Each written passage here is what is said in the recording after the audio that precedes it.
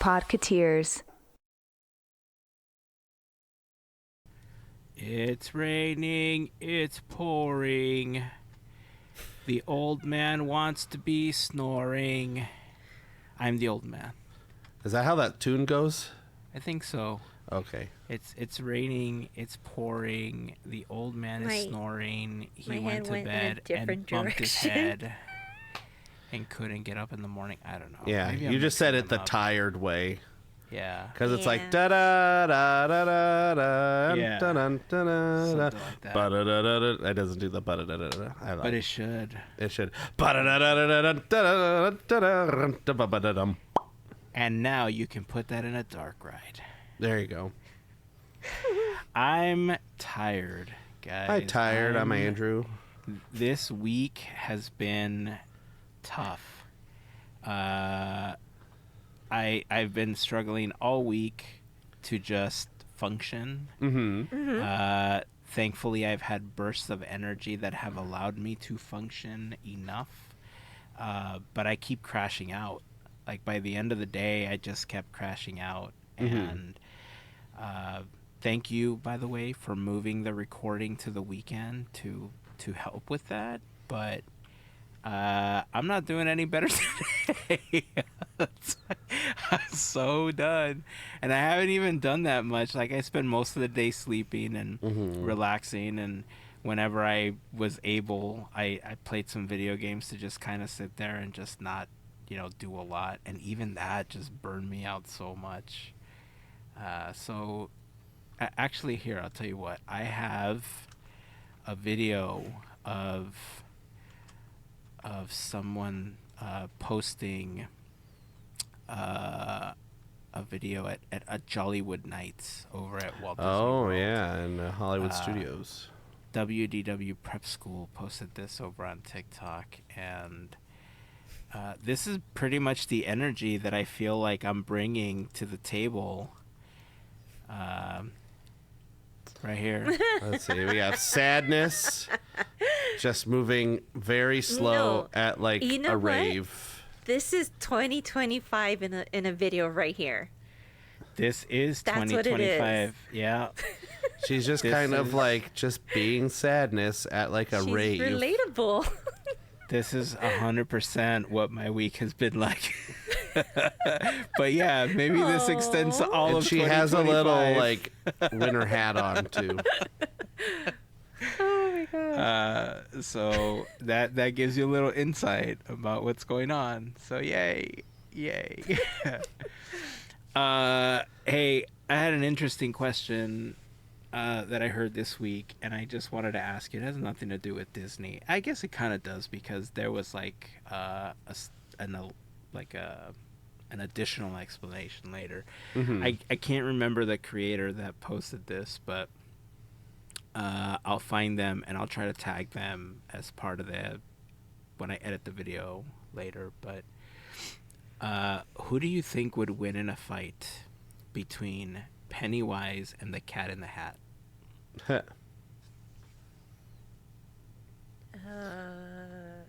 Do you know the lore of Pennywise, Andrew? I know you're. I do not. I'm not a horror movie. I know the Cat in the Hat. I'm assuming we're talking about the Mike Myers, the Cat in the Hat, specifically, That's or what any version of the Cat in the Hat. Just the Cat in the Hat in general. But okay. Pennywise is not just like a clown. He's basically a shapeshifter. He's kind of like an alien being that shapeshifts, and he just happens to appear as a clown. So knowing that he's this alien being, shape-shifting entity, who do you think would win? And just kind of what you know as the lore of Pennywise with the balloons and, like sucking kids up into the sewer and stuff like that. Who do you think would win between the two? The Cat in the Hat is just crazy himself, so I don't know. I feel like there will be tricks on one side, there's going to be tricks on the other side. And I don't know. I kind of feel like if he needs backup, he has backup. I mean, I'm talking about the Cat in the Hat. I don't know.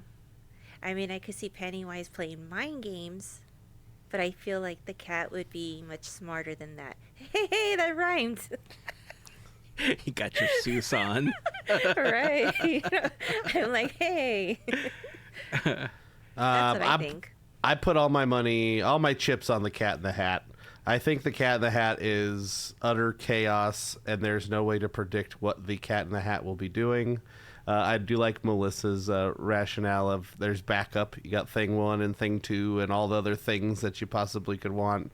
I think there's an unpredictability on the Cat in the Hat that I think lends to being undefeated.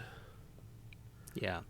So it's funny because I very rarely watch a video that poses a type of question like that where, you know, when they're talking, they're like, leave your comment in blah, blah, blah before you continue to see if we agree or to see if you got it right, if it's like a quiz or whatever.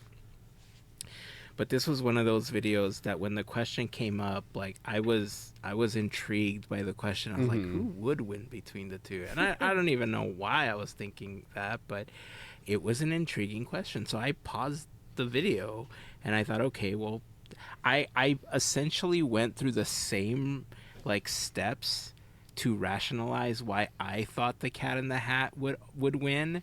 And you both kind of summed it up. Like, the Cat in the Hat is a freaking menace, right? Like, he is a menace, and it brings him so much joy. And so the difference between the two, and this is what the video ultimately said in the end, is that Pennywise, the entity of what is Pennywise, feeds off of fear. And so as long as there is fear, it will continue to be strong and evolve and will be able to attack. Whereas the Cat in the Hat is just mischief for the sake of mischief. It doesn't care if you're scared. It doesn't care if you're sad. It doesn't care if you're mad or even if you're bad. All it cares about is that it just wants to be the Cat in the Hat. Yep. And I thought, okay, I guess if that's the case, you know, it would win every time. And then thing 1 and thing 2 came into the conversation thinking like, if he needed it, like he's got this like, you know, backup that at any time, like there's no, like thing 1 and thing 2 do all of his bidding without question. Right. So 100%, I think we're all in agreement here. It was a weird, funny question. I hope that everybody listening was playing along and their guess was the same as ours. And if you don't think it's the same as ours, let us know in the comments why you think Pennywise would win. I would be curious to hear your thoughts on that. Now I want to come up with like another one of these matchups. Oh. I think we should... I don't know if you guys remember Celebrity Deathmatch. Oh my God. And I feel like that would be a great match. That would be one. So here's how it ties into Disney. The same creator later on essentially said that Mary Poppins is of the same species as Pennywise. because they both show up. No, listen. They both float in, right? One with a balloon, one with an umbrella. Yeah. They both appear every 30 years or so because technically the Emily Blunt film is not a recreation. Yep, it's the same Mary Poppins, but a continuation of the original one 30 or so years later. So all the similarities between all their magic and how they get things done, the crazy bag where he just pulls out like whatever they need, all these like weird tricks, you know, that they both have. The theory that the creator had is that Mary Poppins and Pennywise are technically the same alien species. Whether or not that's true, I don't know. Emily Blunt, come on the podcast and talk about it. Let us know if they told you anything about the Mary Poppins lore. And then we can, you know, put this to bed once and for all. So who would win, Mary Poppins or the Cat in the Hat? See, that changes the conversation, right? Because Mary Poppins is a little bit more about structure and empathy, not fear. It's about Right. being respectful. So you imagine, like, she's trying to set rules, she's trying to set things right, and he's like, I don't care. Here, have green eggs. Andrew, where do you fall on this one? Well, I didn't have an opinion formed, but I feel like, I don't know. I still feel the cat takes it. I think it's a little closer, but I think the cat takes it. I think the cat is just too much. I think Has no empathy, no qualms about causing any pain or damage or anything to anyone. I would agree with you, except that I think Mary Poppins is more tactical. Mm-hmm. And because she's more tactical, I think that there would come a point where one of two things would happen. She would outsmart the Cat in the Hat in a way where she's able to capture him or get him to stop or whatever the case is. Or there is like a level of Super Saiyan that we haven't seen Mary Poppins in before, where she would just like, like all the fire would come out, and like it would just change the story, and we would get a new movie out of it, which is great, Yeah, maybe Mary Saiyan Poppins. Poppins. Yeah, Mary Poppins Super Saiyan knows Poppins. like Taekwondo or whatever. I'm laughing because it's like Super Smash Brothers, and she's just right there playing. That's what I'm saying. We should that should be an episode. We should pick our characters for a Disney Super Smash Bros. Yes. Our 24 characters that can fight or whatever. I'm jotting that down. Make that Hold as a on. list. All right, hold on. That would be fun. Top Super Smash Bros. Disney Edition. I love it. Well, we know Mary yeah. Poppins has got to be one of them. Oh, I'm going Mary Poppins. What I also like about like the Super Smash Bros. Concept is that they're from all different game styles and game. Like you have Mr. Game and Watch, and you have like Mario, and then you have all the like what's I don't know what's the Joker, I think, from Persona, and Kirby. and like the guys with like the Kingdom Hearts is rockets there, and stuff. Kirby. And I mean, there's Kirby. Animal Crossing characters in there. Yeah. Like the fact that they Tom Nook. listen, if Animal Crossing Throwing characters, bells. Who would win, Tom Nook or the Cat in the Hat? I think Tom Nook would wipe the floor with the Cat in the Hat. There is so much darkness in Tom Nook that I think is hidden in the game. That that guy, he's a menace on his own. Didn't they just come out with some Animal Crossing update when they said they weren't gonna do anything with Animal Crossing anymore? July. January. No, June. January. January. Oh, it's scheduled to come out. All those Okay. Yeah. January, we're getting an update. There's going to be a free one. I don't remember if you have to have the online one like you did for Happy Home Paradise, but it's apparently a free update, and they're updating the graphics for the Switch 2, so it should look a little crispier. Yay. When you come out of your house and look all disheveled, you should see better graphics, and the cockroaches should look a lot better at that point. They should be realistic. They should be realistic, yeah. All of those dinosaur fossils and all those fish are gonna be like high res now. It's gonna be great. They're adding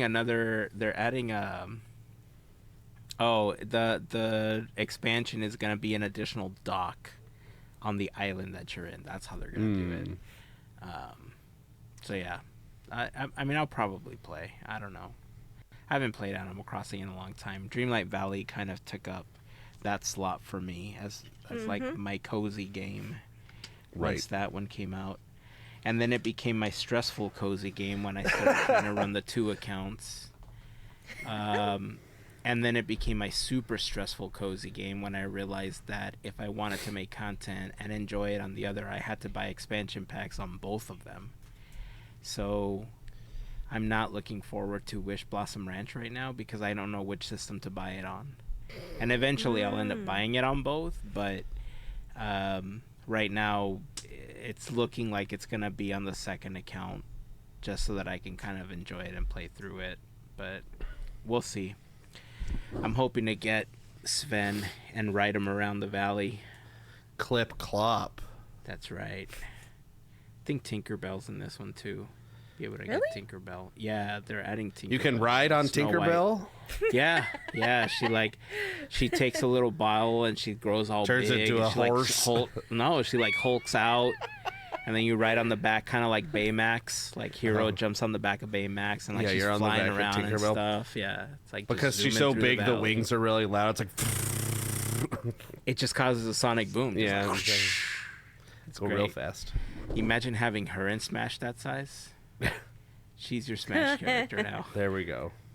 Tinkerbell. It's great. Let's see. What else do I got? I had this massive list of videos. I was thinking, I know that usually I'll send you guys videos throughout the week as I kind of watch through them.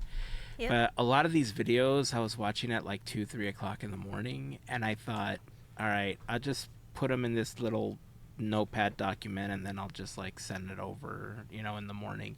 And then I never did because the list grew to like 40 videos. Oh, you got a bank now. I do, but here's what I'm thinking. I think we should do just like this this Smash Bros.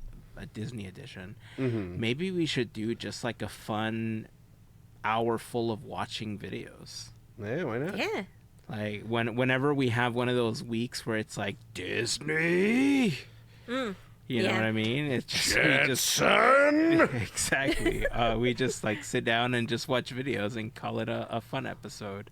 It'll be, I want to play a Disney Store game. It's been a while since we played a Disney Store game. You know what? I'll make sure I'll dust off the old Google Doc and see if the links are still plan for good. one soon.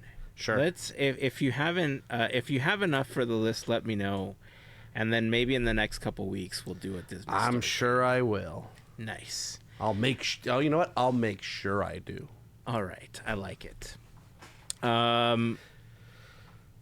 Quizneyland celebrated 4 years this last week. Sure did, and I sounded like I had I gargled a jar of nails, but it was fine otherwise. Whatever you had, I caught, I guess. Through the computer. Through the computer. Oh, gosh. That's how it happens. But we did it. The episode is like an hour and over an hour and a half. It's a long episode. Lots of good questions. 4 years. We did it. It was fun. Yeah. This one, I need to get better at qualifying my questions as easy, medium, and hard, I think. He was like, you're going to get this one. And I'm like, But, hey, it worked out, right? So It was, you know what? Like I said, learn something. That's all I want to do is learn stuff. And I learned quite a few things. Did I remember the name of the theater? I don't think so, but No. the Fox something. And where was it? Oceanside. I was like, not San Diego. Ocean View. Ocean View. At you're the close. Fox something theater in Ocean Park. Ocean. Hey, since we're talking about theaters, Uh-huh. I mean, we're not talking about theaters. I was like, I work at those. Yeah. You know what? This is a good time to show you another one of the videos. Oh, okay. Let me bring this up real quick. This was just a clip, but this creator, they go by Dorky Norky. Oh, I love it. They did an entire live putting on Phantom of the Opera Oh, with nice.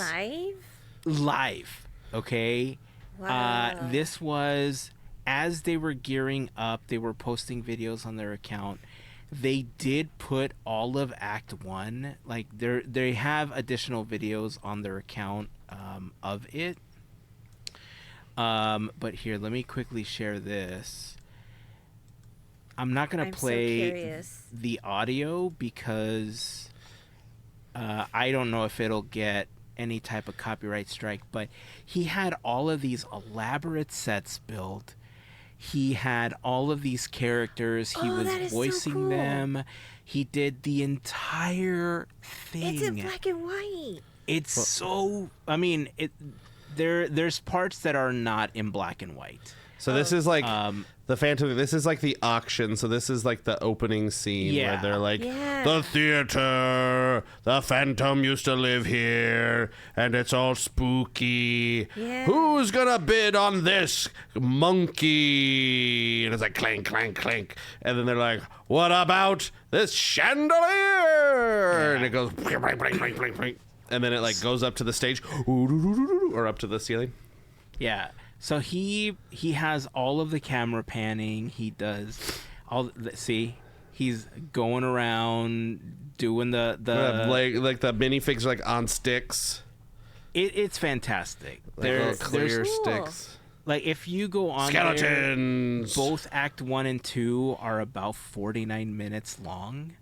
Oh, wait. So he's literally saying the whole thing? Oh, he's doing the entire show. He does the entire show of Phantom. No, it's like, I think it's like the cast recording is like the music, and then like there's like lines between it. I watched a little bit of it. Look, I'm gonna fast forward here. I'm gonna bring this forward. Let's see what part we're at now. Oh, here's Christine, probably, and she's like, "Whoa!" Someone's floating.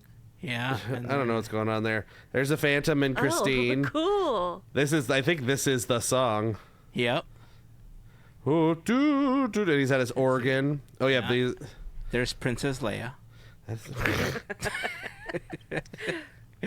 It was so good. I'm telling you, I know we've seen a lot of performance pieces like this, and the fact that he went through all of the trouble to create these sets, has all the little minifigs playing the characters. They're all so awesome. made. The chandelier fell. The chandelier fell. So anyway, Dorky and she Norky died over on TikTok. I think it's a fantastic artistic piece. Yeah. Really creative, like super creative. I commend them for doing this, because most people will put something like this together and they'll try to do like a little 4 or 5 minute version where they kind of rush through the whole thing. Maybe you'll get a 15-20 minute version. We saw it with the people that were doing the shows in their house, like the whole Beauty and the Beast show and stuff like that, where the people were on the stairs and the trick or treat show. Yeah, so they've expanded. They've done a lot more, but the fact that like pizza delivery people, like the Uber musicals, or whatever they were called. The Uber musicals, I think, is what they were called. I don't remember. Or DoorDash or something, whatever. Yeah, but I'm telling you, the commitment to this. The fact that they did the entire show like this is the type of stuff I would like to see on other platforms, but I doubt that they'll be able to. So check it out. Dorky Time sharpens. Do do do do I'm too tired for this. Heyzen sleepy. Do do do do. It's not my imagination. Da, da, da, da, do, do. I don't know the words. Calling. I'm so sleepy. I have nothing to add because I was watching the silent version. So. The music of the night. Close your eyes. Why do they do that song? Masquerade! I've seen Phantom of the Opera 2 times? Twice? Have Once? Yeah. I've seen it at least once. I've seen maybe, it once. Maybe Dose. I think I saw it twice. I've seen it once, pretty but good I've tour. listened to the soundtrack and the score way more times than that. Not a big Andrew Lloyd Webber fan. Really? Yeah. I think he's a creepy old crypt keeper man. I mean, that's probably... Have you seen his, like, TikToks? I didn't even know he was on TikTok. He's on TikTok. And he's like, "Hi, everybody. My name is Andrew Lloyd Webber. I was thinking about this song the other day, and remember when I wrote..." I don't know. I think he's creepy looking. He looks like the Crypt Keeper. Wow. Now, who's my favorite, like, composer, like, of musicals? Was that question you were asking? Or Yeah. who do I like? I don't know. I don't know if I necessarily have, like, a favorite, like, composer. Oof. It might just be Alan Menken, because of Little Shop and then all the Disney musicals, plus all the other stuff he's done. But I was telling a coworker, this was a couple months ago, but I like musicals that go bwomp, bwomp, bwomp. And that could be any kind of anything, but if, that's my musical taste. I'm not a big fan of sappy or too serious or whatever. Like, in general, I won't say, there are, sappy musicals that I like. There are, like, more serious musicals that I like, but the generalization is I like a big classic, slapsticky, dumb musical where it's just fun. Yeah. I like escapist stuff. I was surprised you didn't say Lin-Manuel Miranda, you missed. I had to He's make it tired, rhyme. remember? I was trying to hit the cadence of the song. Oh. Which song? Any one of them, because they all sound the same whenever they're in his shows. So Because my mama is a thing, and I was a president's son, and the actually I shouldn't say that, because the stuff in Encanto, I guess, is not. Well, it is. Encanto's not a show; it's a movie. That's true. In the Heights. In the Heights sounds similar. I would agree with Menken. I think there's enough range in the stuff that Alan Menken has put out there. Yeah. You do get the slapstick, but you also get like the romanticized stuff and I mean, like, he stuff. always works with somebody. Like, he's a part of a duo, because he does, it's music by Alan Menken, lyrics by whomever. Yeah. I mean, I like Sondheim. I've done plenty of Sondheim shows, but a lot of them are a little too heady for me. Are you a Rodgers and Hammerstein fan? Or? You know what? I love me Oklahoma. As one of the first shows I did in high school, I really like Oklahoma. And then classic stuff like Singing in the Rain. Like, Singing in the Rain is one of my favorite musicals of all time. I'm working on a show right now. It's by the time this comes out, it's closed. Doing Hades Town. Very modern show. I don't know if you know it, but it's based on Greek mythology, but like in a modern kind of setting, sort of. It's very confusing. It's the story of Orpheus and Eurydice, which is, basically like he's writing I can explain it really quick. He's writing a song and he falls in love with this girl. And he's so enamored with trying to finish this song that she dies of hunger because he's not feeding her. And so she makes a deal with Hades to go down there and like work in Hades Town or whatever. And so he like finds a back way into Hades Town and tries to go rescue her. And then a bunch of stuff happens.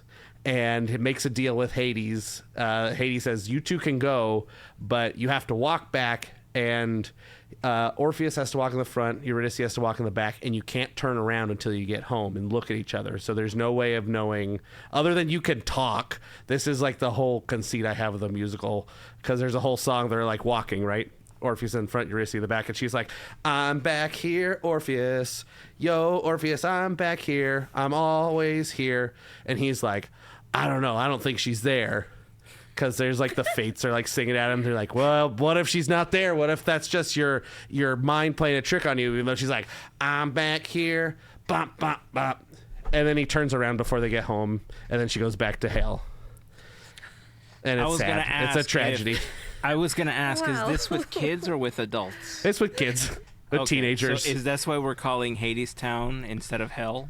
No, it's like, that's just the, that's the like plotting of the show, as they call it. Like, Hell is Hades Town. It's like a company town.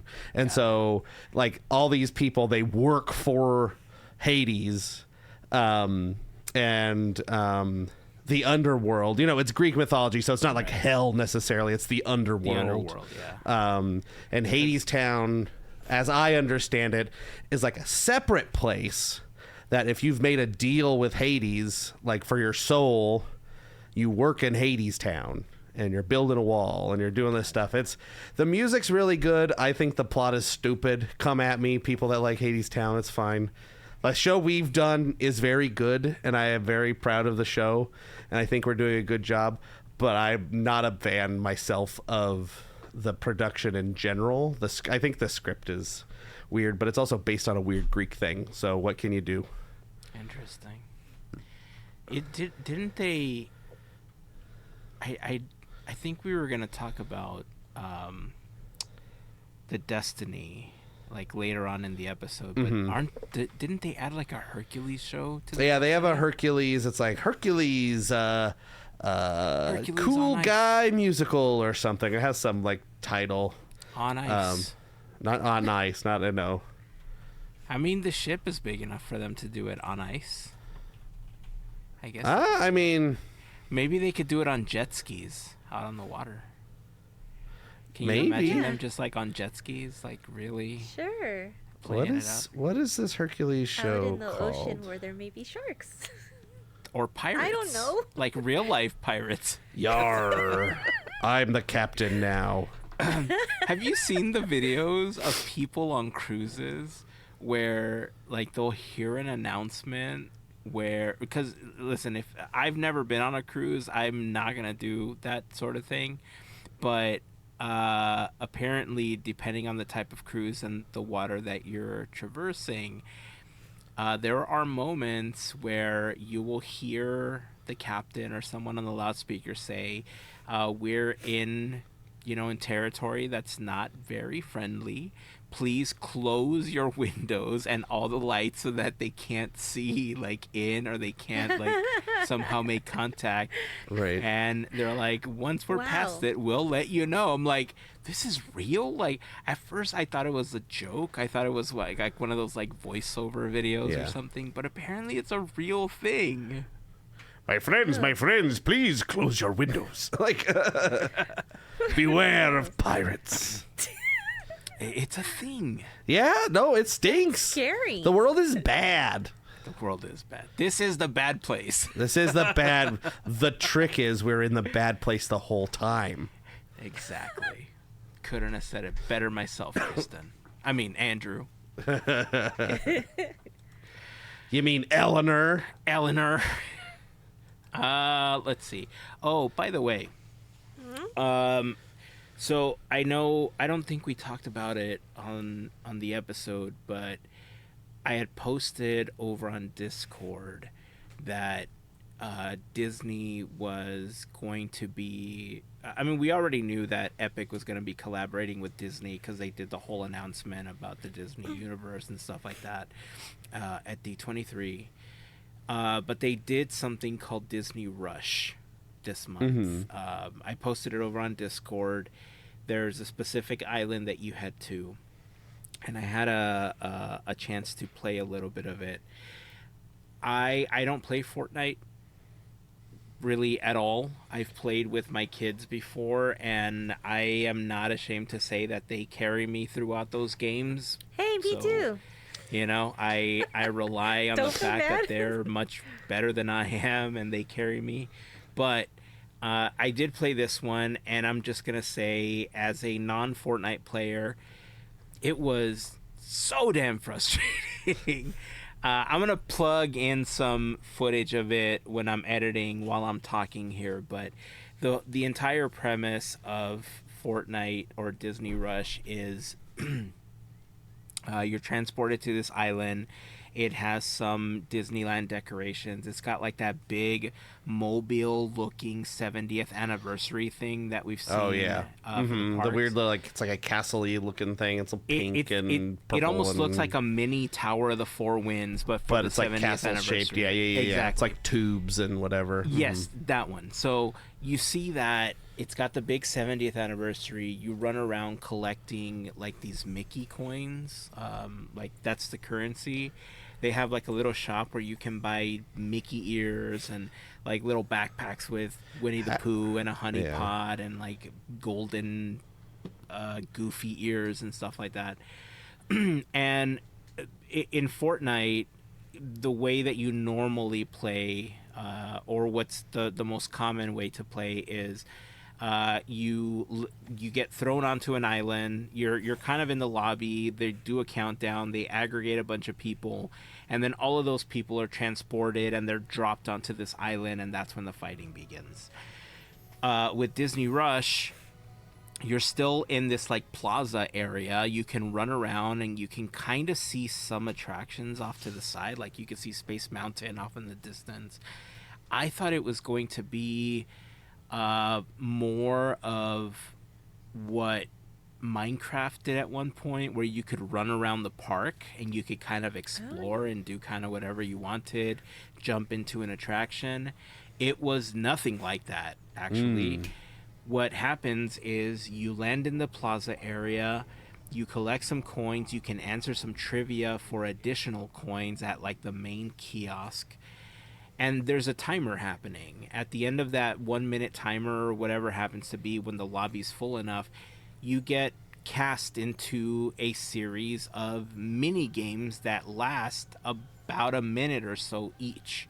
I don't remember the exact time frame, to be honest, but there's 7 or 8 mini maps, if I remember correctly, and you're kind of thrown into them at random. And once you're thrown in, I'll give you an example. Like, there was one that I got thrown into where it was like almost like a side-scrolling game of the Mission Breakout. And there was these like robots that are trying to basically kill you, and you're trying to like jump around and collect as many of those little Mickey coins as you can before the time is up, because once the time is up, you're transported back to the plaza area, and then the countdown begins for them to throw you into the next mini game again. And so it's just a series of mini games, and they kind of go really quickly. I had a chance to play the Mission Breakout Tower. I did get the Indiana Jones one. I think was one of the more fun mini games that they had. That one wasn't side scrolling. That was it was general scrolling, so it was scrolling down, little side to side action, but you were avoiding boulders, and like it was shooting fire at you, like the darts were getting shot at you if you stepped on certain things. Like it was really fun. Like I would actually love to see a full version of that one. Again, if you could just explore and play, I think that would be super fun. You couldn't what I didn't like was that you couldn't choose where you wanted to revisit. You just had to play all the mini games all the way through. Once you played all 7 or 8, at the end it was like, congratulations, you placed, and then it gave you like whatever you 4 placed billion as part of like place. No, there was like first, second, and third, but like for the group that you were playing with. Oh, just the group. Oh, okay. Yeah. I got a chance to do a Haunted Mansion one, which I thought was really great. That's another one that I would have loved to explore a little bit more because the mansion was pretty well designed and I didn't get a chance to explore a lot of it. I did a Matterhorn one, which, oh Nice. my goodness, it was the most frustrating of the bunch because it was so icy and the character just kept slipping and sliding. Oh, And jeez. the idea with that one was that you had to traverse the mountain while you were slipping and sliding, but you had a grappling hook that you had to aim as you were sliding to try to get it to grapple onto something else and get pulled up to another platform or another level. Oh man. So as a non-Fortnite player, some of it was pretty frustrating. I think people that already play Fortnite and like Disney would enjoy this. It goes by pretty quickly. As far as like what a Fortnite game normally takes, I think it went by pretty quickly. If these are scenarios as like kind of teasers to what's eventually going to come for this like Disney universe that they're planning inside of Epic, I like it. I think if they allow us to visit the specific areas on our own to explore, not just in these little mini games, I think that would be super fun. But I think I would play again because I don't play very often.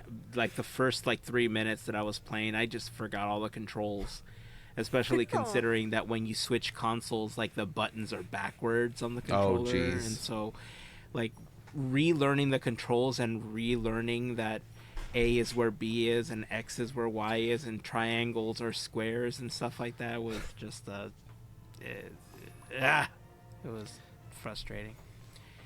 So, but play it if you can. If you have Fortnite, go out and play it. It's fun enough, I think. I mean, it's kind of stinky that you are not able to, pick which one you want to go in, but yeah, I had assumed that you could kind of, like, they would at least be, like, little representations of the building and you would go in it and then that's how you would play the game. Like, I've not played a second of Fortnite in my life, so I don't know how Fortnite works, but that's just what I had assumed. So, yeah, it's not what I expected it to be. It's exactly what I assumed. Yeah. I wasn't expecting like a full park, but like, all right, here's this one building, there's another, there's the Pirates building, there's this, or whatever it is, the Matterhorn. I have to admit, you said that you weren't expecting a whole park, but there was a part of me that was. I think, again, I remember when Minecraft, there were official downloads for the Disney parks in Minecraft where you could literally run around Disney World and, the different areas and the lands and explore and stuff. And then with the announcement at D23 that Epic was working with Disney for something like this, I did think we were going to get a larger area to run around in and explore and stuff. But I think there's also... It's just such an odd pairing because...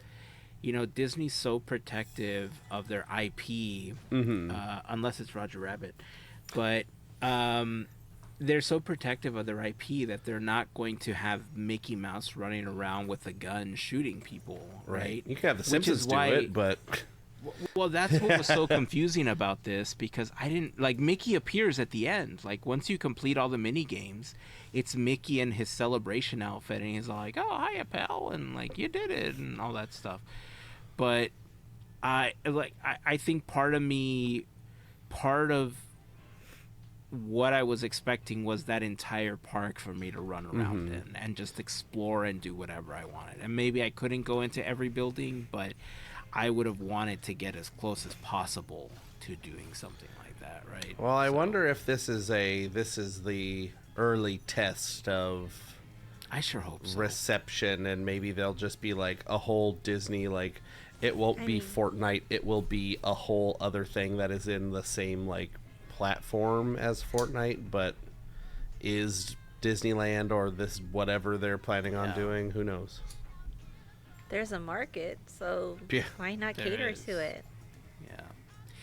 It's so funny because when they announced the whole idea of Epic doing a Disney like area or like a land or world or island, the very first thing that came to my head was the scene in Ralph Breaks the Internet where like all of the properties are in that one space, and like you look this way and it's Disney Plus, you look this way it's Hulu, you look this way you got the Disney princesses, you look this way, you know what I mean?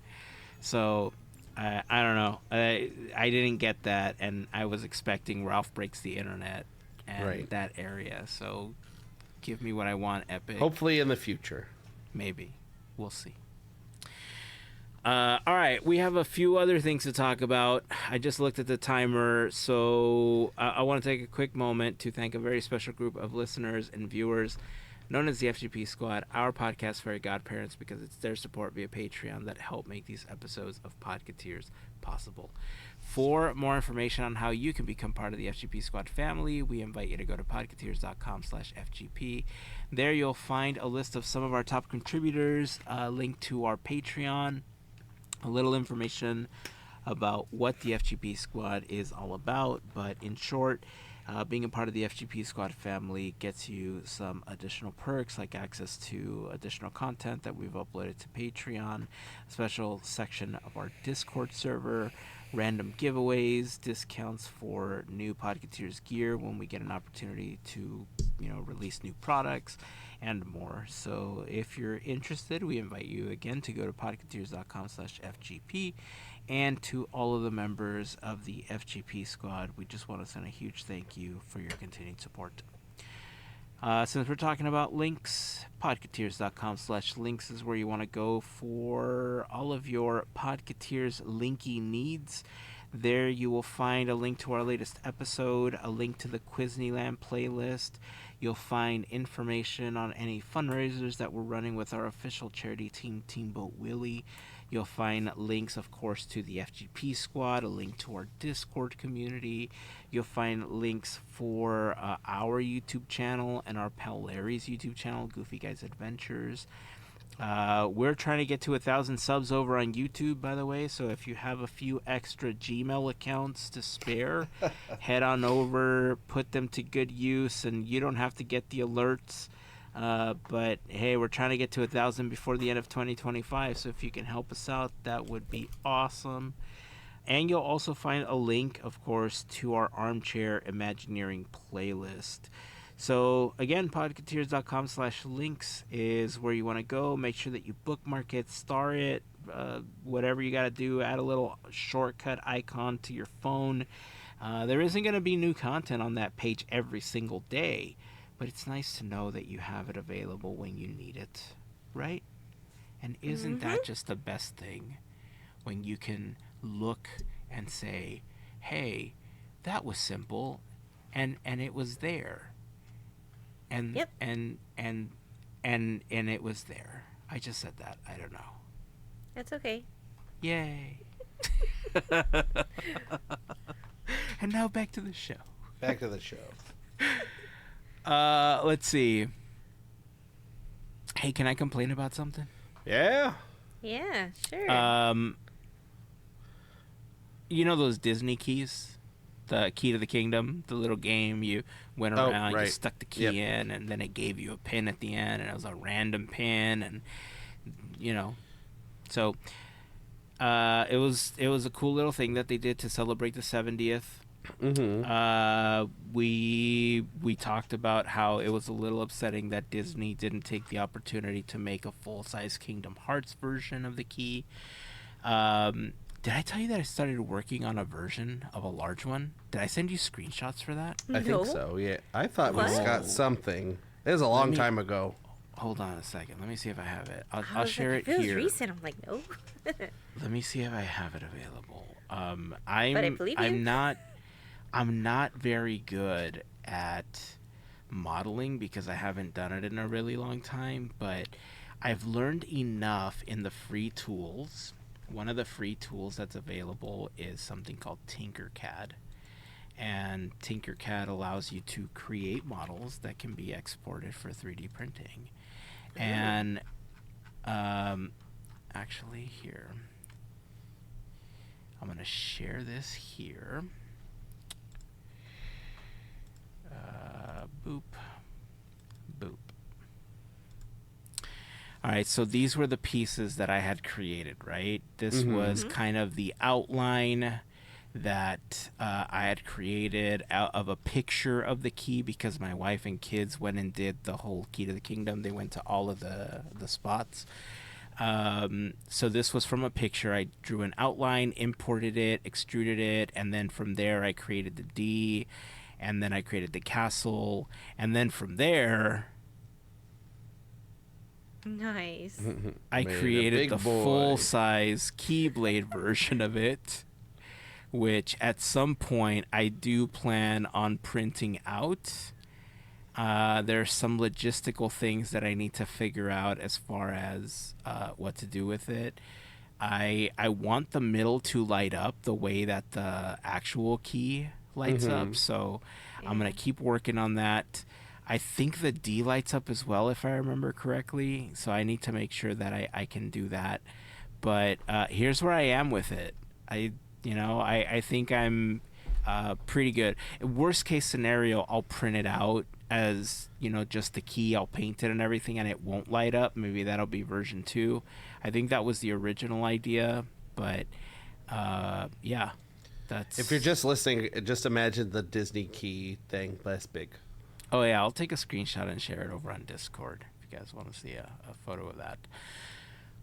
Anyway, the reason I'm bringing it up is because they had released several pins, right? They were the limited edition pins. They were random. Like 10 pins or 10 something. 10 pins, yeah. Something like that. And so I guess they must have had too many of them that they didn't want to sell at Company D yet, because they said, hey, guess what? If you buy it again, now you have a chance of getting this new pin that looks like the D with the key itself. Well, plus all of the pins are now gold. It's the same set. Yeah, that too. So they also upgraded the rest of the pins? So, yep, all the pins are different, quote, quote, quote, different. They're gold, like, lining instead of the silver lining. And then they've also added the 11th pin or whatever numbered pin it is of the key itself next to the D. And that's also with the gold lining. And all they had to do My guess is they were like, hey, all these pin lunatics, I say that with love, all these pin lunatics bought these keys like nobody's business because they want the whole collection, and they sold them like hotcakes, and they're like, well, let's put some other exclusive pins in these babies. We can sell them for $65 for a pin that costs us 45 cents to make. I was gonna say. I didn't realize that they upgraded all the other pins as well. Oh, yep. Wow. And listen, if you wanted to do the game for this, it's fine, right? The key is $60 though. Right. And the fact that they don't even give you an opportunity to purchase the pins that you're missing, like, I get that it's a blind sort of thing, but blind boxes for these pins are normally like $15-20. Yeah. Right? So if it was a little easier to get them, maybe, especially now that they've upgraded all of them, but you'd have to spend $60 multiple times, and you're not even guaranteed to get an entire set because you don't know what pin is going to be in the key. Yep. That's part of the surprise. So but they made a ton of money. They made a ton of money on the pin lunatics. Again, said with love, you pin lunatics. We'll just say TM trademarks. No, I mean, there are people that they want to have the collection, and they want to have, they're completists, and it's like, well, I got one pin, I got to get the other ones. I guess I'm spending $700 on keys to get 10 pins. And hopefully you can sell those keys at least for a little bit on eBay, even though they don't have a pin in them, for $10 or whatever. Yeah, I've seen the entire set on eBay for $1,000. Mm-hmm. That's when it was just the 10 of the old pins. The original. The original versions. I don't even know what this other one is going to start running, but that they make it so easy and so attractive for the scalpers, to buy so many, because they obviously are able to get a whole bunch to try to complete these sets and then sell them as a set later on. And then they try to sell the individual pins that they can't complete a set with, or the keys, for hopefully less than what they cost. But oh man, I'm trying to see if I can find them on here. There are some pins though. I caught wind of some pins that I think are coming next year that I'm interested in, which are the Kingdom Hearts logo, and in the center are different keyblades. Oh, so nice. I think those are coming to the parks, or next year, or coming soon. I don't remember, but that's a set that I think I would want to collect. Hopefully, it's also not a blind box, but knowing Disney, who knows right now? We'll see. Let's see. I don't know. I wanted to ask you quickly before we move on to our final topic of taking our first look of the Disney Destiny. But Bob Iger made a really weird comment this last week, essentially saying that they were looking into allowing user-generated AI content on Disney Plus. To which I promptly asked, "What? Do you have any more info? I didn't look too far into it." Yeah, I think it was like he was getting interviewed somewhere. The article came out, I think, the Hollywood Reporter, and he says, "The other thing that we're really excited about that AI is going to give us the ability to do is provide users of Disney Plus with a much more engaged experience, including the ability for them to create user-generated content and to consume user-generated content, mostly short form, from others." And that's basically all we know at this point. Are they trying to recreate Vine on Disney Plus, but with AI? But like, here's the fun part. People are going to pay for this service, and you don't get anything if you make this thing with AI, which they've been against, and you're just paying for other people's work or stuff. Well, it is like, so my guess is this. I mean, they will be using my guess is, I don't know for sure, is they will be using their own content that they own. So that itself is, I guess, the best case scenario because they own all the work. I guess AI is still a whole hot mess, but in theory they are training it on only their content. But whatever. My guess is it's going to, it'll be in Disney Plus, and it'll be like some sort of like very on the rails like buttons that you can be like, oh, I want to see Stitch, and then so you click Stitch, and then like a bunch of like scenarios will pop up or something and be like, on a mountain, and then like another box that comes up is like with Winnie the Pooh or something, and then it makes a 10-minute, a 5-minute video based on the input. And see, I'm laughing because I hope that there's a way that they could say, hey, you can't do this, or everybody submits stuff. Like, is there going to be a way to, what's the word? Filter. Right. And that's why I think that entered.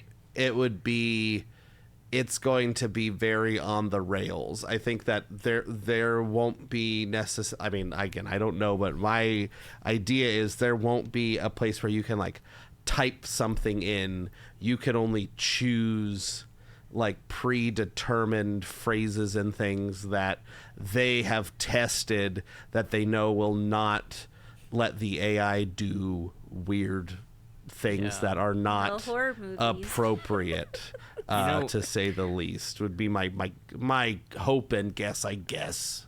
I can see what you're saying being how they implement it, because that way they control. All you're controlling is the sequence of events that are predetermined. You're just selecting which elements to add to that sequence. You're picking the pizza toppings. Exactly. I thought of it a little bit differently. I know I said what, but I thought of it a little bit differently. I thought it was going to be... I mean, we don't know what it's going to be, right? But we don't. What I speculate it would be is a form of creating the thing, like things that you can already create in the parks, using your phone or something that will stream on Disney Plus. For instance, when you go to Memento Mori, you can get a portrait of you turning into like a ghoul, right? And so maybe you can do that in the Disney Plus app, and then you submit it, it scans your face, and that way they still have control of what's happening, because the AI will see your face and not like your butt or something, right? And then it'll post it to Disney Plus, and there will be a specific stream of these AI generated videos where it's that, or maybe like they can scan your face and you're like one of the hitchhiking ghosts, like there's a fourth one next to the three that already exist, or maybe you become the Hatbox Ghost, like maybe that's what I envisioned as part of it. And then those videos that you create become part of this like AI generated like content stream where you can view what others have created. But I could see them doing what you're saying, because then it would have a little more variation to what ends up in the platform. Like if there's like a big list of all the characters, like you just say, scroll through, here's Jack Sparrow with, Quasimodo. I don't know. and they're it's like an improv game. It's like, all right, give me a location. We've got a Italian restaurant, and give me an occupation. Okay, plumber. Okay, we have Quasimodo, Jack Sparrow, an Italian restaurant, and one of them's a plumber. Spaghetti. Go. Like, and it's like that comes up with a thing. I wonder. I mean, it's so funny that they're doing this, because they've been, like you were saying, Mel, they've been so against it, and they're, I don't know. It feels like Disney has been one of the companies that is kind of against it, but has also wanted to take this step, because I'm thinking back to when the strike was happening, if they were one of the companies that was lobbying to have AI. And I think all of them were. I don't think a single one of them wasn't. So the idea that they're doing this doesn't surprise me. But I wonder if this is us as users of Disney Plus as a platform training or helping to train their AI for in-park use, so that we train things like the Crush show, or the Laugh Factory, or where they have cast members as these characters responding in real time but we're training the AI to respond to them in real time. You see what I mean? I just thought about, if they're using like their characters, yeah, their characters are theirs, but the voices, those are actors. Yeah, so but they how own does them. that come into play? They own it. They Really? any of the performances are owned by like the company. There's like when it comes to like live action stuff, there is like, from what I understand anyway, and if there's some entertainment lawyer out there, please correct me if I'm wrong. But so there's like likeness all the rights and all that stuff where like depending on what your contract is, like you may have rights to your thing, you may not, but a lot of the time, especially with like animated films, like they can use that voice, in anything they want to. They can replace you at any point, and somebody else can imitate the voice that you were doing because they, in theory, created that voice by giving you direction and blah, blah, blah, blah, blah, even though you as an actor came up with that voice. Now, was that established when they made the deal with James Earl Jones and his voice, or was that something that existed and that just kind of added to it? Well, I think this is just general like entertainment contracts and stuff, especially like now that there's a lot more contracts that are including like online stuff and streaming and like home video, because a lot of these contracts didn't have all this stuff in there before. And so like a lot of the reasons some of the stuff on like isn't getting put on streaming is because it's tied up with contracts that didn't have clauses for all these different things in it. And so some actors like have their rights, like likeness rights, but you can this and that and the other thing. So like I have for example, I have a set of Roger Rabbit toys, like made by I think it's Super 7, and all the Roger Rabbit and all the animated things, they all look exactly like it.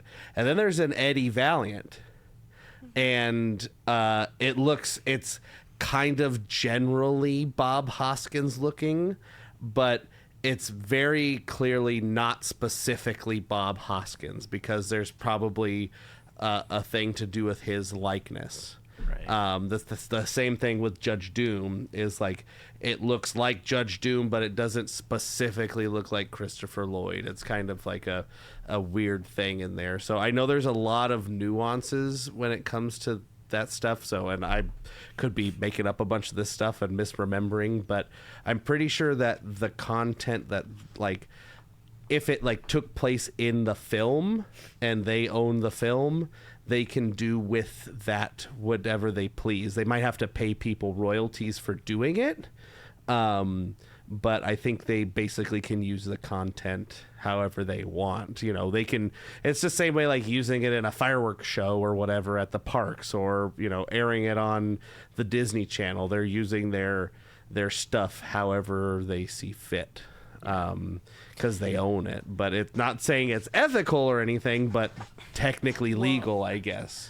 But that's I think where the fighting and the arguments started to Right. really pop up during the strike, right? Because from an ethical standpoint, you think of all of these voice actors and they have specific lines that you could pull those lines and add them to a fireworks show or whatever the case is, but if you can get AI to basically get them to say whatever you want, because you have all of those words that they said, they can repiece them together to say something totally brand new, then they don't have to pay them royalties for that. If they own like the sound of the voice or something, which I think is ultimately what they would want, because then that is get it to say whatever they want. So that's the deal they made that you're talking about with James Earl Jones, is they own the rights to his voice and to do with whatever his voice they wanted to, which is the opposite of what Robin Williams had, right? because didn't Robin Williams have something in place where they couldn't use his voice or something There was like for 10 years or something? There like was that? all this stuff. I mean, that's why he didn't do the Aladdin sequel. Is like there was basically is all Jeffrey Katzenberg. They were like he like wanted Robin Williams wanted to do Aladdin, and he just said all I want is like you to not use me as the marketing hook. Like it should be about the movie. The movie is good. It should be about the movie. And then when that came out, they're like, all the marketing was Robin Williams is the genie. Don't forget, come see Robin Williams is the genie. And he was very mad at Jeffrey Katzenberg and basically like cut ties with Disney. There's around the same time there's a attraction at Disney World, the Timekeeper, if you know that at all, voiced by Robin Williams. That attraction came out after Aladdin. It came in like 95 or 6 or something, like somewhere around there. And it was voiced by Robin Williams, and people thought like, oh, I guess he made up and whatever. But it was recorded before the Aladdin had its marketing started happening. Like it had been sitting on the shelf for a little bit. And what was recorded and the dialogue used was a table read, and he didn't actually like go to the booth and record it. And they're like, hey, the Imagineering went up to him and was like, hey, like you still want to do this Timekeeper thing? And he's like, hey, you got that one recording, you're welcome to use it. Like I'm not gonna like fight it. Like I'm not mad at you Imagineering, but I'm mad at Disney. I'm not coming in to record anything new. So they used what they had, and they still got Robin Williams' voice in the Timekeeper. And they eventually somehow made it up. I don't know the full details. I should probably do a deep dive into that at some point, because Robin Williams did come back for the Aladdin 3. And then subsequent Disney projects, but I think it was just like a lot of like disagreement and things like that with when it came to the marketing of Aladdin. I can't imagine the arguments or the types of contracts that are going to be put in place for people now. Just it's going to be bad. Use their likeness and their voice and stuff like that, however they want. It's going to be craziness. It's going to be bad. All right, well, we would love to hear your thoughts on this whole AI situation. I know we've talked a little bit about Disney using AI and how we are not on board with it, and how we're against really any entities using AI, given the fact that, yes, Disney's going to be using their own product to train their AI and everything, but, there is a subsequent loss to the jobs that these artists like do. Like it's so weird that they're doing these. I don't even know if these short form videos are going to be 100% animated or what they're going to be, but if there's any animation involved, I almost feel like it's an insult to the legacy of what the animation at Walt Disney is. To be using AI generated content that way. But I guess we'll have to see what it is first before we can really criticize it. I mean, we can give our thoughts just speculating what we think it's going to be, but we'd love to hear your thoughts. Let us know. Join us in the comments or join us over on Discord. Let us know how you feel about it. All right, so last thing we have for today is there was a lot of coverage for the Disney Destiny this week, because the Destiny has its maiden voyage on November 20th, 2025. It's going to depart from Port Everglades, right, in Florida? Sure. From Fort Lauderdale. Anyway, it's going to be going to the Bahamas and the Western Caribbean.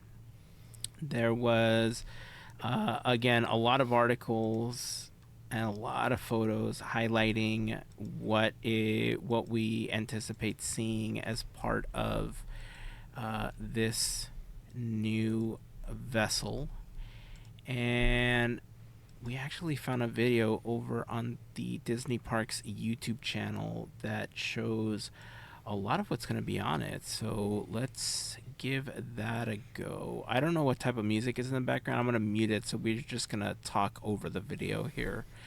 Boat on the ocean. Inside chandelier, the Grand Hall.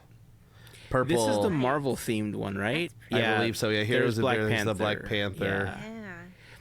I saw a video Statue. of them doing the Grand Hall Kiss Goodnight, which they have on all of the cruise ships.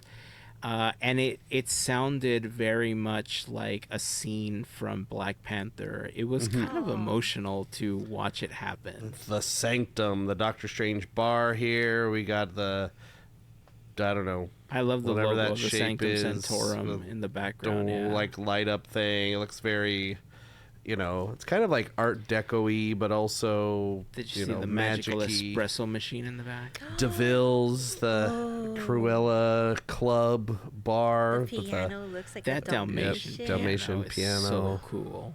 The color palette is Right. pretty. Oh, Edna a la mode sweets. Looks like a Oh, I didn't know they had the characters. cafeteria, sweets cafeteria. Looks like gelato, or ice cream and cupcakes and thingies and puddings and. It's a confectionery. Just Yep. bunch A of room, stateroom. You got bed. small. These are so small. Yeah, on a cruise ship, they tiny. Oh my goodness. Headboard's got like the No, no, no. Incredibles on it. And Mission Breakout in the background. So great. Here's another one. Oh, deluxe ocean view. Oh, this is a slightly. This one's got a Slightly height of bed. larger. We got Mulan above the headboard there. Those very paintings pretty. are great. Yeah.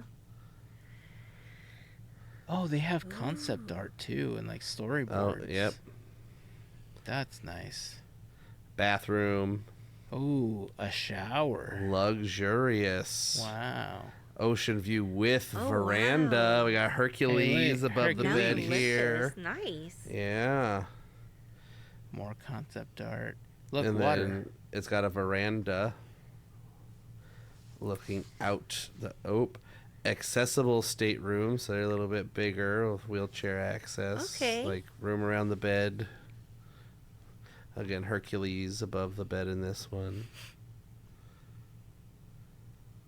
Wow. Accessible bathroom. Bathroom. Looks like your standard hotel That's room. where you go Just- potty. Incredi Suite, one story. That Now tells me that this there's is, an like, Incredi Suite two story. upgraded. You got a dining Wow. room table, living room, The Incredibles furniture art, looks very really nice. I mid-century love modern. the furniture is very Incredibles. Uh-huh. Yeah. Wow. Big old Sputnik looking chandelier. You got a Wait, infinity they have a spa pool? on your. That's a spa, I think, on your deck, and a full shower and tub, double sinks, granite Oh countertops, my gosh. king size bed, more Incredibles art on the walls. Incredibles. Color and palette's really nice too. Yep, there's Yeah. your deck with seating for 6 plus lounge chairs. So it's private. That's cool. This is the Incredi Suite Oh my gosh, two-story Two-story. kitchenette, You could tell we've dining never been on a cruise. room. Has a spiral Do staircase. any of the other ships have two-story suites? I'm sure they do. I believe that this ship and the Treasure are Which are the the two newest, same though? layout. I believe they're like the same ship and then themed differently. Fancies. Fancy There's a full restrooms. closet and everything. Ooh, With the coffee a maker. coffee Ooh. maker. Fancy. Oh my gosh. More Incredibles concept art. My goodness. The it Hero looks like an Suite, IKEA. one story. This is our Hercules themed. Looks basically the same layout as the Incredibles one, just with different furniture and different art. I'm with you, Mel. The color palettes and the theming on these are so good. That's why I can't talk, because I'm just taking this all in and processing it. Right.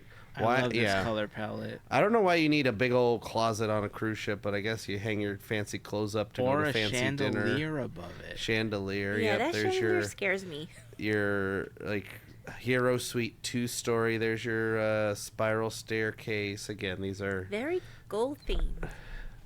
Well, yeah, you gold got and blue. all the Mount Olympus. All the gods have their gold medal, right? And Hercules is whatever. I don't know. I don't know. Those pieces look like they came from Home Depot and spray painted gold either. This is true. Yep, they look like they were gold to begin with. Yeah, these actually look Destiny legit. Tower Suite. This is like in the tower of the it's like the tallest point I think of the ship. It's a huge windows. Oh wow! I'm pretty sure that You're basically right thing is a the TV. captain. Has vaulted ceilings with a giant chandelier. Huge glass windows. Yep. Big old windows. Big old bed with windows looking out onto the atrium of your suite. Maybe a day is rent. Mortgage. Yeah, the one night is your entire mortgage for the month. Yep, bunk beds. Oh my gosh. That's crazy. Like curved rooms, floating nightstands, cool lamp thing, robes, fancy exit sign, Wow. kitchenette. It's still just like a kitchenette. They're like, all right, you have a dining room table, but your extent This is my room. Sink and coffee maker. Cask cannon. It's a pirate. This was the pirate of the Caribbean themed bar. The taps are coming out of barrels. You got lanterns hanging from the ceiling. Lots of wood. There's nets and brass and TVs. Pride Lands, the feast of the Lion King. Steakhouse, right? It's one of the restaurants. Oh yeah, it's a restaurant that has like a show in the middle. That thing that they've been doing, kind of like Saga. This is the movie which theater. Is it's a stage. The real theater. This is I think this is the smaller stage. Is this where they're doing Hercules? No, I think that's in the Walt Disney Theater. I think this is like this. That's the smaller railing. Ocean. Ooh. Hey, cruise ship includes ocean. Good for them. You get the whole ocean so you can look at. The Aqua Mouse. Like Space Mountain. Oh, this is like the water slide thing, right? It's a water coaster, yeah. Yeah. It goes like out over the edge of the ship and stuff. This you wouldn't catch me in that thing. I'll tell you that much. And you go in the dark. Oh. And that's the end. So I did a quick search while we were watching the video, and I'm not sure if this is accurate at all, because this is using the Google AI for it. But according to the Google AI overview, it says the cost for a suite on the Disney Destiny varies by itinerary and suite type, with concierge suites starting at around $10,000 and royal suites potentially reaching over $20,000 for a short cruise. For reference, a standard 3-night itinerary might cost from $958 per person, but suites will be significantly more expensive. That's crazy. $900 a person. $1,000 per person. Oh. So this is the Destiny, right? This is the Destiny, yeah. This is the one that launches the week that this podcast launches. Yeah. They have 3. They have the horn sounds, like they'll do. When You Wish Upon a Star was like the like one that it started out with. This one, the horn sounds are Go the Distance from Hercules, Hakuna Matata, and Cruella de Vil are the 3 horn sounds. The horns Play the It goes like music? bump bump bump bump bump Oh. bump bump bump bump bump. Like They sound bump exactly bump like that. Nailed bump it. bump bump bump. It's how the ships talk to each other. Bump when they're on bump the bump ocean. bump bump. Like something like that. I'm sure pirates hear that coming and they're all like, ha ha ha ha.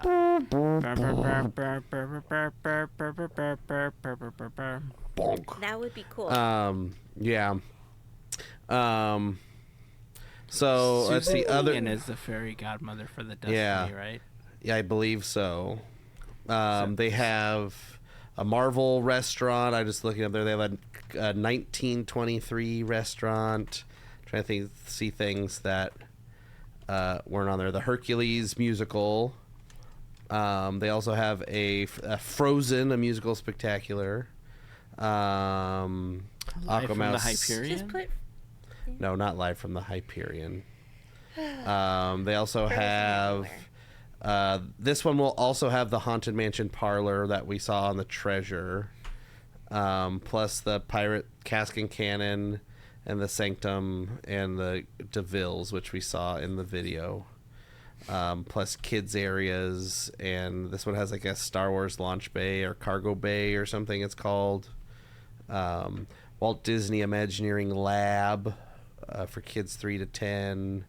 It's a Small World nursery. A place called Vibe. Teens aged 14 to 17 can kick back and enjoy music, TV, and interactive games. So yeah, anyway, it's got all kinds of fun stuff. I won't do a cruise. Me neither. I'm too chicken. I don't want to be taken over by pirates. I don't know if I I'd don't do have the good on money. the open ocean.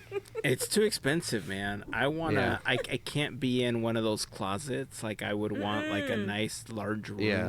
But first, gotta win the lotto. Mm-hmm. Once I win the lotto, then we're all going in that big 3-story suite thing. Where we have. Well, the once you win the lotto, we need to This like is do the like a sweet life. Podketeers world tour. On the oceans of the Disney cruise lines. No, we need to go to like Japan and Shanghai, everywhere. We gotta see all the parks. Every park in one day. Ooh, no. Oh, gosh. Oof. Woof. That's a young man's game. Challenge accepted. It's alright. We'll buy a lot of energy drinks. We can do it. All the sun never sets on the Disney parks. It never sets if you go in the right direction. Mm-hmm.